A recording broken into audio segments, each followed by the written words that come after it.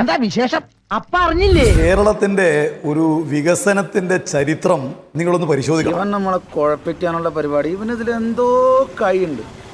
എന്നിട്ട് ഞാൻ ചോദിക്കട്ടെ, 1/4 നൂറ്റാണ്ട് കാലമായി കേരളത്തിലെ ദേശീയപാത വികസിച്ചുവോ? എന്താ വികസിക്കാതിരിക്കാൻ കാരണം? ഉമ്മൻചാണ്ടി ഗവൺമെന്റിന്റെ കാലത്ത് ഉപേക്ഷിക്കപ്പെട്ട പദ്ധതിയാണല്ലോ കേരളത്തിലെ ഗവൺമെന്റ് NH വികസനവുമായി ബന്ധപ്പെട്ട് ഏറ്റെടുത്തിട്ട് ഇപ്പോൾ നടത്തിക്കൊണ്ടിരിക്കുന്നത്. ഈ മഴക്കാലം തീരുന്നതിന് മുമ്പ് ശരിയാക്കി തരുമോന്ന്? എങ്ങനെ മഴക്കാലം തീരുന്നതിന് മുമ്പ് ഇതിന്റെ പണ്ടാരം അടങ്ങുമെന്ന്? ഉമ്മൻചാണ്ടി ഗവൺമെന്റിന്റെ കാലത്ത് കേരളത്തിലെ ഗ്യാസ് പൈപ്പ് ലൈൻ പദ്ധതി ഉപേക്ഷിക്കപ്പെട്ടല്ലോ. എന്തായിരുന്നു വിഷയം? അന്നൊക്കെ CPM-ന്റെ നിലപാടെന്തായിരുന്നു? മറന്നിട്ടൊന്നുമില്ല. അയ്യോ, എന്ന് ഞാൻ ഓർക്കണില്ല, നീ ഓർക്കുകയല്ല. കൊച്ചി വിമാനത്താവളം നിർമ്മിക്കുന്നതിനെ കുറിച്ച് പദ്ധതി വന്നപ്പോൾ നിങ്ങളുടെ നിലപാടെന്തായിരുന്നു? CPM-ന്റെ നിലപാടെന്തായിരുന്നു? കൊച്ചി വിമാനത്താവള നിർമ്മാണത്തിൽ CPM-ന്റെ നിലപാടെന്തായിരുന്നു? ഞാനൊരു സത്യം പറഞ്ഞ് വിശ്വസിക്കൂ. എനിക്കത് ഓർമ്മയില്ല. CPM-ന് വികസനവുമായി ബന്ധപ്പെട്ടുകൊണ്ട് വളരെ വ്യക്തമായ നിലപാടുണ്ട്. പരിസ്ഥിതി സംരക്ഷണവുമായി ബന്ധപ്പെട്ടുകൊണ്ട് വ്യക്തമായ നിലപാടുണ്ട്. കൊച്ചി വിമാനത്താവളത്തിൽ നിങ്ങളുടെ നിലപാടെന്തായിരുന്നു? കള്ളി വെളിച്ചത്തായി. ഇനി എന്തിനാ സുഖി ഒളിച്ചു കളി? ഉള്ള കാര്യം തുറന്നു പറഞ്ഞാട്ടെ. നിങ്ങളെല്ലാം UDF-നോടാണല്ലോ ചോദ്യങ്ങൾ ചോദിക്കുന്നത്. കൊച്ചി വിമാനത്താവളം ഇപ്പോൾ നിലനിൽക്കുന്ന നെടുമ്പാശ്ശേരിയിൽ നിർമ്മിച്ചാൽ അത് കടുത്ത പാരിസ്ഥിതികാഘാതം ഉണ്ടാക്കും എന്ന് നേതൃത്വം നൽകി അതിനെതിരെ ഏറ്റവും കൂടുതൽ ആശങ്ക ഉയർത്തിയത് ആരാണ്?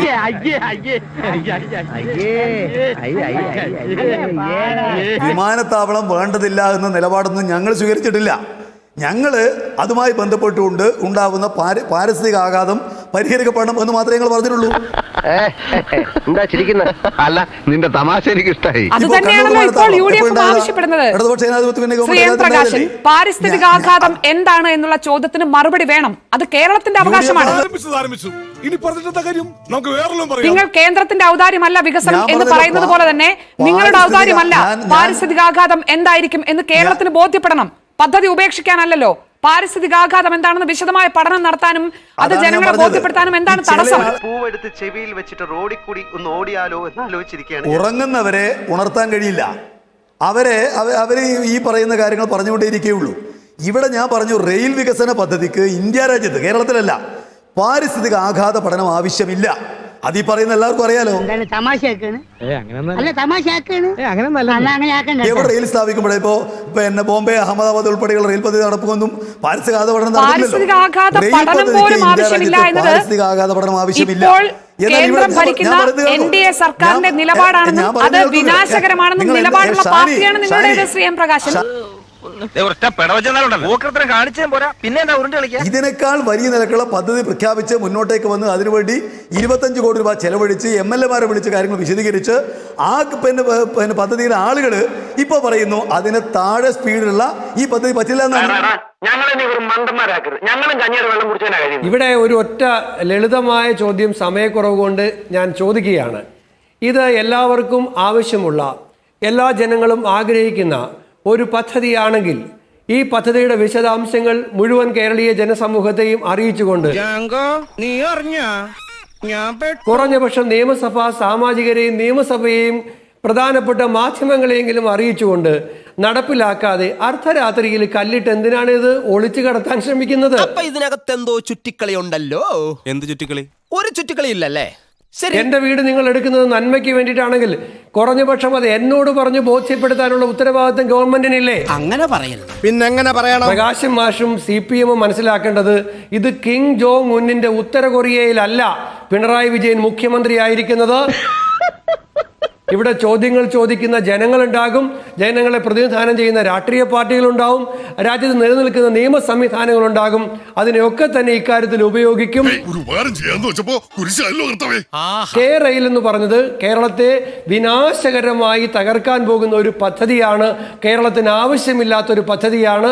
കേരളത്തിന്റെ വികസനത്തിനും പുരോഗതിക്കും ബദലുണ്ട്.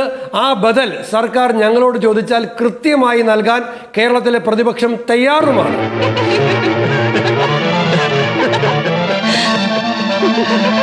ജനഹിതം എന്താണ് എന്നതിനെ കുറിച്ച് തീരുമാനങ്ങൾ എടുക്കാനും അത് നടപ്പാക്കാനുമുള്ള അധികാരം ഞങ്ങൾക്കുണ്ട്. ജനങ്ങൾ ഞങ്ങളെ രണ്ടാമതും തെരഞ്ഞെടുത്ത അതിനുവേണ്ടിയാണെന്ന ആത്മവിശ്വാസം സർക്കാരിനുണ്ടാകും. ഈ പാഴ്നാടകത്തിന്റെ കാലം കുറിക്കുന്ന കൈ വിധിയുടേത്. ലോകത്ത് ഏത് ഏകാധിപത്യ ഭരണകൂടത്തിനും പറയാൻ കഴിയുന്ന ഒരേ ഒരു മറുപടിയാണ്. പിന്നല്ലാതെ അവിടെയൊക്കെ രാജ്യത്തെ കർഷക നിയമങ്ങൾ പിൻവലിക്കാൻ നരേന്ദ്രമോദിക്ക് നിർബന്ധിതനാകേണ്ടി വന്നില്ലേ? മോദി ഇഷ്ടപ്പെട്ടിട്ടാണ് കർഷക നിയമം പിൻവലിച്ചു എന്ന് ഷാനി കരുതുന്നുണ്ടോ? അതുകൊണ്ട് പിണറായി വിജയൻ അങ്ങേയറ്റം ഇഷ്ടമുള്ള ഈ പദ്ധതിയിൽ നിന്നും അദ്ദേഹത്തിന് പിന്നോട്ട് പോകേണ്ടി വരും. പിന്നോട്ട് പോകേണ്ടി വരില്ല എന്ന് നിങ്ങൾക്ക് ഉറപ്പുണ്ടോ ശ്രീ പ്രകാശ്? ഇത് വടി കൊടുത്ത് അടി വാങ്ങുന്ന പരിപാടിയാണല്ലോ ബാബു. യാതൊരു സംശയമില്ല. കാരണം എന്ന് പറഞ്ഞാൽ കേരളത്തിലെ ജനങ്ങൾക്ക് നാടിന്റെ വികസനവുമായി ബന്ധപ്പെട്ടുകൊണ്ട് കൃത്യമായ കാഴ്ചപ്പാടുണ്ട്.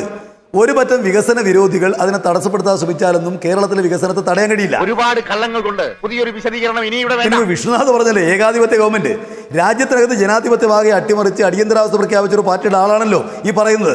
ഞങ്ങൾ തെരഞ്ഞെടുക്കപ്പെട്ട ഗവൺമെന്റാണ്. കേരളത്തിൽ എന്ത് വികസനം വേണമെന്ന് തീരുമാനിക്കുന്നതിന് വേണ്ടി ജനങ്ങൾ തിരഞ്ഞെടുത്ത ഗവൺമെന്റ് ജനങ്ങളുടെ ഉത്കണ്ഠകളെ എല്ലാം ഗൗരവമായിട്ട് പരിഗണിക്കാനും അത് അവരുടെ ആശങ്കകൾ അകറ്റാനും കഴിയുന്നൊരു ഗവൺമെന്റ് ഗവൺമെന്റ്. എന്നാൽ ഞങ്ങളുടെ ഗവൺമെന്റ് കാലത്താണെങ്കിൽ എന്തുമാവാം, LDFന്റെ കാലത്താണെങ്കിൽ ഒരു വികസനം അനുവദിക്കില്ല എന്നുള്ള നിലപാടാണല്ലോ UDF സ്വീകരിക്കുന്നത്. ആ നിലപാട് കേരളം അംഗീകരിച്ചു കൊടുക്കാൻ പോകുന്നില്ല. എഴുതി പണിച്ചോണ്ടൊന്നും കാര്യമില്ല.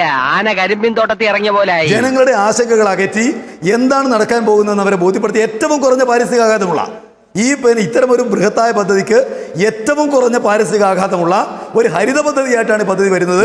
സമ്മതിക്കണം, നിന്റെ വായിൽ എങ്ങനെയാടാ ഇത്രയും പെട്ടെന്ന് ഇത്രയും വലിയ നുണകൾ വരുന്നത്? ഈ പദ്ധതിയുമായി ബന്ധപ്പെട്ട് നിങ്ങൾക്ക് ശബ്ദം പോലും ഈ ട്രെയിനുകൾക്ക് ഇല്ലാത്ത രൂപത്തിൽ ഇത് നിർമ്മിക്കുന്ന സമയത്ത് ഉണ്ടാവുന്ന ഏതെങ്കിലും നിലക്കുള്ള മാലിന്യം പോലും സംസ്കരിക്കാനുള്ള ശാസ്ത്രീയ സംവിധാനത്തോടെയാണല്ലോ ഈ പദ്ധതി വരുന്നത്. ഷാനി, ഈ ഹരിത പദ്ധതി എന്നുള്ളത് ഒരു വലിയ തമാശയാണ്.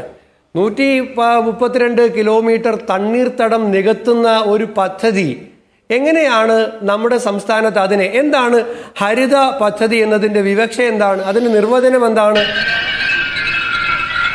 ഇവിടെ തണ്ണീർത്തടങ്ങളെ നികത്തുന്ന, കുന്നുകളെ തുരക്കുന്ന, പാരിസ്ഥിതിയെ ഇല്ലാതാക്കുന്ന ഒരു പദ്ധതിക്ക് ഹരിത പദ്ധതി എന്ന് പേരിടാം എന്ന് പറയുന്നതിനേക്കാൾ വലിയ ഒരു രാഷ്ട്രീയ അശ്ലീലം വേറെ ഉണ്ടോ? ഇതെങ്ങനെയാണ് തണ്ണീർത്തടം നികത്തുന്ന പദ്ധതി ഹരിത പദ്ധതിയാകുമോ? കുന്ന് നിരത്തുന്ന പദ്ധതി, ഇടിച്ചു നിരത്തുന്ന, തുരങ്കം നിർമ്മിക്കുന്ന പദ്ധതി ഹരിത പദ്ധതിയാകുമോ? ജലസ്രോതസ്സുകളുടെ ഒഴുക്കിനെ തടയുന്ന പദ്ധതി ഹരിത പദ്ധതിയാകുമോ? അപ്പൊ എന്തും പറഞ്ഞാൽ അതെല്ലാം അതേ രൂപത്തിൽ കൺസ്യൂം ചെയ്യുന്ന ഒരു സമൂഹമാണ് കേരളത്തിന്റെ സമൂഹം എന്ന തെറ്റിദ്ധാരണ രണ്ടാമത്തെ അധികാരത്തിന്റെ ഒരു അഹന്തയിൽ നിന്നും ഉത്ഭവിക്കുന്നതാണെങ്കിൽ അത് വഴിയെ ബോധ്യമാകുമെന്ന് തൽക്കാലം ഇപ്പോൾ പറയാൻ കഴിയുന്നു. ഹരിത പദ്ധതി എന്ന് പറഞ്ഞു കഴിഞ്ഞാൽ കേരളത്തിന്റെ പരിസ്ഥിതിയെ നിലനിൽക്കുന്ന ഈ അവസ്ഥയിൽ നിന്നും കൂടുതൽ വഷളാക്കാതെ നിർമ്മിക്കുന്ന ഒരു പദ്ധതിയാവണം. ഇതങ്ങനെയല്ല. ഇത് ഇപ്പൊ ഇവര് പൊല്യൂഷന്റെ പ്രശ്നം പറയുന്നു. നിലവിലുള്ള ഇന്ത്യൻ റെയിൽവേ എവിടെയാണ് പൊല്യൂഷൻ ഉണ്ടാക്കുന്നത്? ഇലക്ട്രിഫൈഡ് അല്ലേ?